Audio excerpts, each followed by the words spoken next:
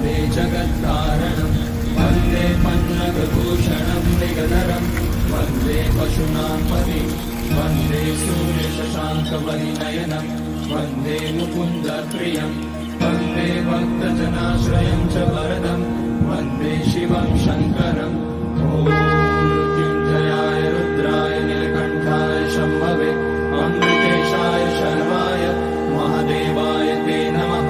नमस्तेऽस्तु भगवन् विश्वेश्वराय महादेवाय त्र्यम्बकाय त्रिपुरान्तकाय त्रिकाग्निकालाय कालाग्निरुद्राय नीलकण्ठाय मृत्युञ्जयाय सर्वेश्वराय सदाशिवाय श्रीमान् महादेवाय नमः।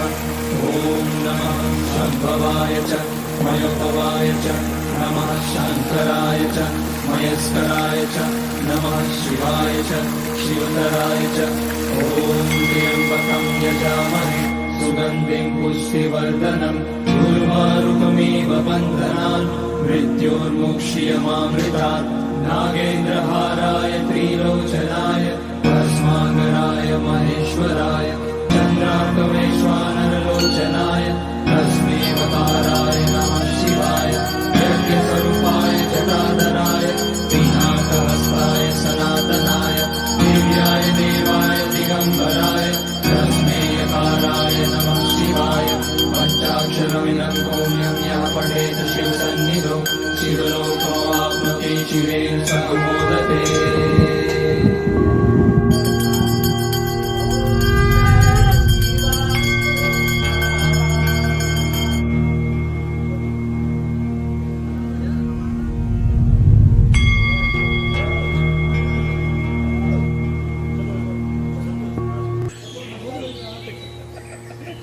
Managing Director.